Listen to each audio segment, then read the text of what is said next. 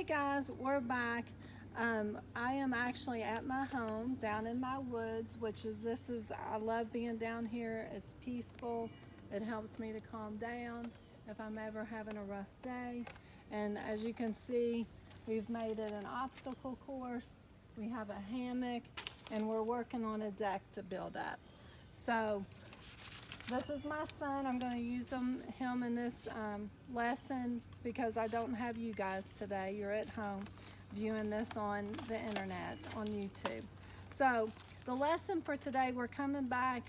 Hopefully you guys have gotten the definitions filled out and you're going to be copying those definitions down for the vocabulary that I left on the board earlier. And I will be putting those at the end of the video. Thank you, Josie. So there's two things that we have right here, and this is the lesson and where we're going to end it today, is we've got the shield and the stop. So first I'm going to go over this. I've chosen Stephen. I've got the negative shield and I've got the positive shield. So we know that if we choose the negative, it may be quick, it may be easy. But sometimes in the long run, it gives us consequences and it kind of breaks down and it doesn't give us much protection. However, if we choose the positive, and hopefully you can see my artistic ability, and those that have known me in the classroom for several years know that Miss Smith is not very creative. So this is a shield. So I tried to do it, and it's a positive shield. So by this, we know that it's firmer. It's a double positive. A lot of times if we make positive choices, those positive choices may be harder, but they're worth it in the long run. This choice, it may be harder, it gives us more self-respect, more confidence in our abilities. And the longer we make those positive choices, the easier it becomes to make those. So I'm going to ask my son here, which shield would you like? Would you like the paper, or would you like this shield? Okay, and why would you like to choose this shield? Because it's harder. Okay, so now, if you want, step back. I am going to use hopefully, how do I do this? Cock it? It's already cocked. Okay, thank you. Oh! Did you miss him? Yeah, now see how his impulsiveness, he moved the shield away and he almost got hit in the face. That is not a good choice.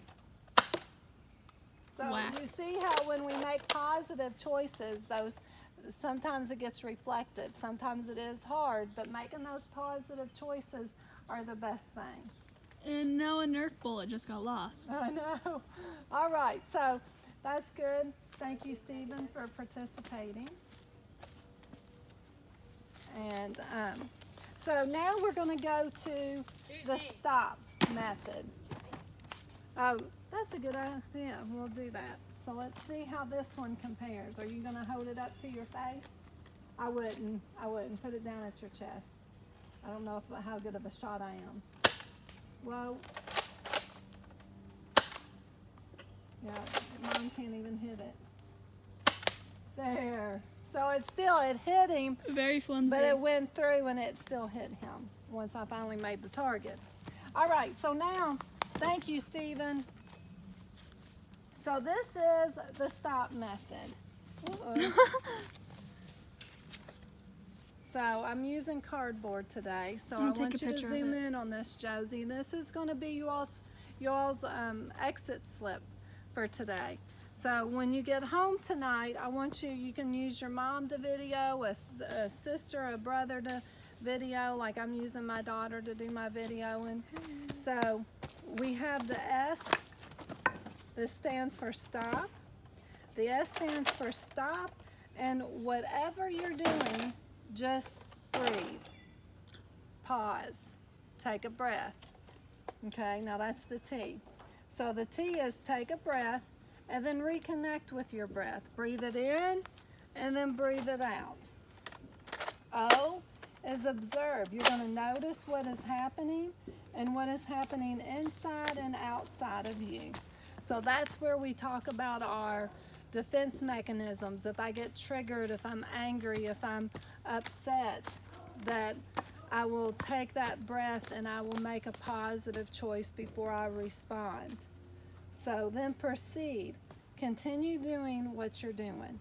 But I always say to my students and to my own children, you stop, you pause, you take a breath, you check yourself, you observe what's going on inside of your body, on the outside of your body, and then you proceed with a positive choice. So if you finish the stop method and you find that you've done all those things and yet you're still upset, then follow through with it again. Or go outside, take a walk, listen to some music. Just take a moment. Just if you're at school and you can't do those things, then you just ask the teacher if you can go get a drink, or you can go to the restroom and take that time in the bathroom to kind of pull yourself together. So this is the stop method. This is what I'm going to want you guys to do. I want you to get your sibling, your parent, a guardian, somebody that can videotape you going over this. I want to hear you say stop, and I want to hear you go through it just like what I've gone through it. And then I also want to add on to that I want you to think of a time that you've had a defense mechanism and you've responded in an inappropriate way, whether it's in the car with your parents, or your mom asked you to take out the trash and you forgot, and then she yells at you because it's out there and you didn't do it. So think about how you can practice this method and go through that. So that would be your exit slip for today. And I need you guys to take those videos, post it, and then send it to my email address. Okay? I will be putting a picture of that at the end of the video as well. Thank you so much. So that is the exit slip for today. Thank you so much for joining us. And remember that this stop method comes from cogtherapy.com. It's a mindfulness blog, and I use this in the classroom. And then the positive and negative, that curriculum from the defense mechanism comes from Christian Moore, who created the WhyTry curriculum. So thank you so much for joining me, and please make sure that you send your exit slips to me by email by the end of the week. Thank you so much. Bye-bye.